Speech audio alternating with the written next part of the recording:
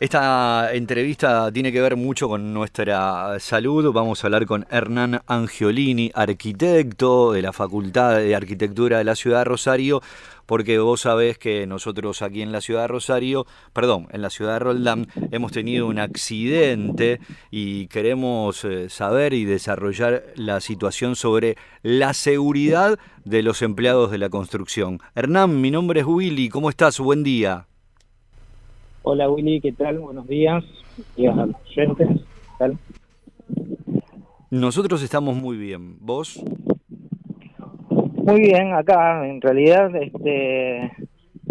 por el tema que vos me llamás, es una preocupación que tenemos constante, ¿no? Esto que nos sorprende, entre comillas, porque lamentablemente es bastante habitual encontrarnos con situaciones de riesgo en las obras y algunas fatales, como en el caso lamentable que Tengo mucho ruido de ambiente. ¿Vos estás al aire libre? sí, a ver, déjame que voy a tratar de buscar un lugar De con menos reparo. ruido. Yo le Gracias. pregunto, dame un segundo, a ver si puedo repararme un poquito. Ahí está. Ahí te estamos Es que, escuchando mucho mejor.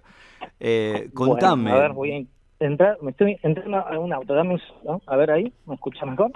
Sí, te escucho mucho mejor. Gracias. Ahí está. Gracias por entender de que nosotros queríamos tratar este tema, la audiencia también, porque nos llamaba la atención. ¿Qué pasa en las obras? ¿Hay seguridad? ¿No hay seguridad? Mira, en las obras, lamentablemente, bueno, la industria de la construcción es una de las industrias, obviamente, con mayor siniestralidad por la precarización que tiene el trabajo y sobre todo también por la diversidad de tareas que se ejecutan.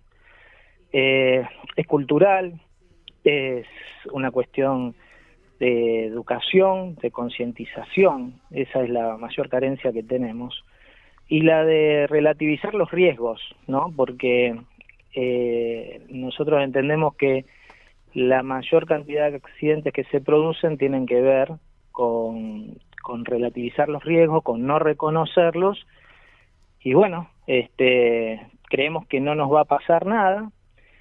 El trabajador se confía, el comitente no toma las medidas de prevención para tener a su trabajador en las condiciones, o el empleador no toma las medidas de prevención, y las estadísticas nos dicen de que la accidentología es muy grande en la construcción y es un trabajo que hay que corregir y hay que hacer día a día.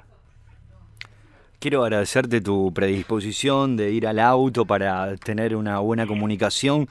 Vos sabés que a nosotros nos llama poderosamente la atención lo que ha ocurrido y has sido muy claro en la respuesta porque cuando uno quiere hacer algún trabajo, yo por ejemplo te cuento, soy músico y cuando tengo que ir a tocar a un Mm, salón me piden el seguro. Me piden el seguro, ¿viste? Entonces la sí. pregunta es, ¿las empresas, los sindicatos se reúnen en esto de ver la normativa de seguridad, de higiene, hacen todos los detalles correspondientes para cuando hay, en el caso de algún trabajo en altura, peligroso, están al día, están, pero haciendo las cosas como corresponden?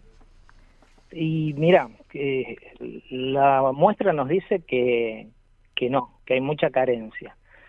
Si bien la normativa que tenemos, yo quiero poner esto en contexto. Nosotros tenemos una ley de higiene y seguridad del año 72. Oh. El decreto reglamentario de esa ley es del año 79, es decir, pasamos 7 años sin que la ley tuviera vigencia, ¿no? Porque no había decreto reglamentario. Para la construcción específicamente, recién en el año 96 tuvimos un decreto reglamentario que establece las medidas de prevención para las tareas en construcción, ¿sí? O sea que esto es del año 96 y todavía hoy, 2024, estamos discutiendo esto porque a nadie se le ocurrió que para hacer un trabajo había que tener un tablero eléctrico en condiciones, con un disyuntor, con una jabalina de puesta a tierra y una inversión que podríamos hablar estaría rondando exagerando los 50.000 pesos, 60.000. 100.000 quiere que pongamos, si ponemos las mejores marcas. Y yo, ahí es donde entra el cuestionamiento, o sea, ¿qué nos está pasando que no tomamos conciencia de lo que a lo que nos exponemos por no hacer las cosas como corresponde. Las medidas de control existen, pero son más burocráticas que reales, porque no sirve el control si no hay capacitación, si no hay, como vos decías recién, reuniones periódicas entre el ministerio, entre los sindicatos, entre algunas empresas. En las empresas más puede ser que haya más controles, seguramente los hay, pero el problema que tenemos es la obra media o chica, en donde no hay nada de control en eso. Nosotros hace unos años hicimos justamente un trabajo de investigación sobre el área del Gran Rosario, que es todo lo que es Funes y Roldán particularmente, Villa Gobernador Gálvez, Baigorria, por ejemplo, y bueno, las estadísticas que tuvimos en ese momento, creo que fue el 2014, o sea que estamos a 10 años de eso, fueron catastróficas. El incumplimiento de las medidas de seguridad alcanzaba el 90-95%. Hernán, no te conozco, pero ya te digo, amigo, sos re claro y me encanta tener esta entrevista contigo. Entonces, la pregunta es, ¿por qué no se hace esto? ¿Es un negocio para ahorrar dinero? Tiene varias aristas. La primera yo creo que es falta de predisposición. Hay una clara, en algunos casos, un claro desinterés también. Las instituciones como el Ministerio de Trabajo, los sindicatos que debieran estar más enfocados en esto y en abrir las charlas, incluso personas que no estén sindicalizados o que no estén formalizados como trabajadores, porque también esto pasa mucho con trabajadores que son informales, no se llega de la medida que se tiene que llegar. Pero, repito, también tiene que ver con una cuestión social, educativa, incluso te diría, de niveles primarios, secundarios. El riesgo eléctrico, nosotros convivimos con electricidad todo el tiempo. Convivimos con la ley de gravedad todo el tiempo. Y sin embargo, a la hora de hacer un trabajo, cuando vamos, no conocemos la medida de prevención que tenemos que tomar en algunos casos. Esto de tener una instalación segura, con disyuntor y puesta a tierra, con tendidos eléctricos adecuados. Bueno, vos me decías que eras músico, nosotros sabemos que tuvimos un caso muy resonante acá de una situación en un recital adentro de un local en donde el disyuntor por saltaba lo habían puenteado. Ese tipo de actitudes negligentes a veces las repetimos porque nosotros le perdemos la atención al miedo, le damos mucha confianza al riesgo y ahí es donde dejamos abierta la puerta para que nos ocurran los accidentes.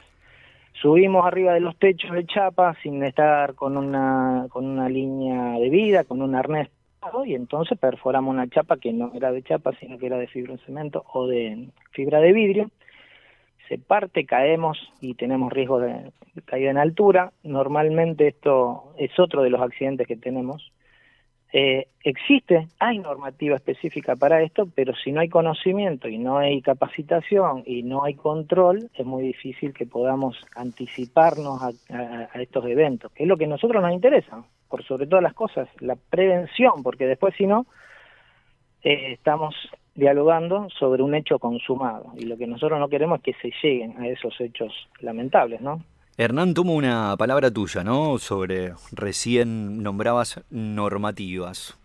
Y Sí. déjame que diga algo. Me parece que desde un lugar donde el gobierno a nivel municipal, provincial o nacional tendría que tener normativas obligatorias. Por ejemplo, los chicos salen de la secundaria, deberían saber RCP y también hacer un pequeño curso de seguridad e higiene.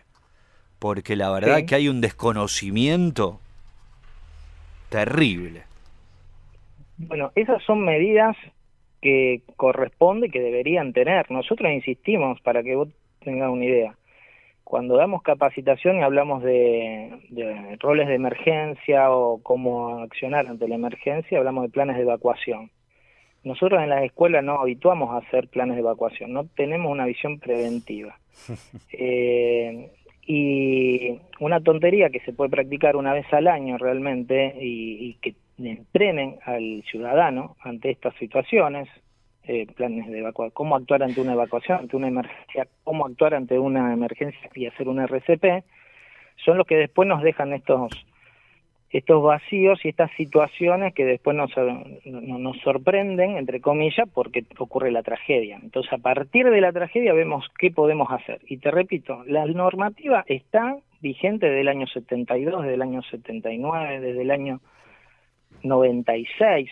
O sea, hay una cuestión de exigir la aplicación de esa normativa y además llevarla, desde el punto de vista que decimos nosotros, a la capacitación y a la educación.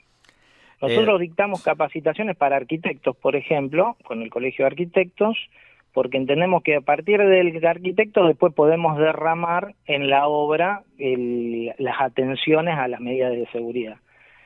Pero obviamente que hay un montón de obras, te diría la mayoría, donde no hay profesionales. Entonces a esas personas hay que ver cómo llegamos, y ahí me parece que entra así un poco la intención del Estado, ¿no? De cómo encontrarle la manera.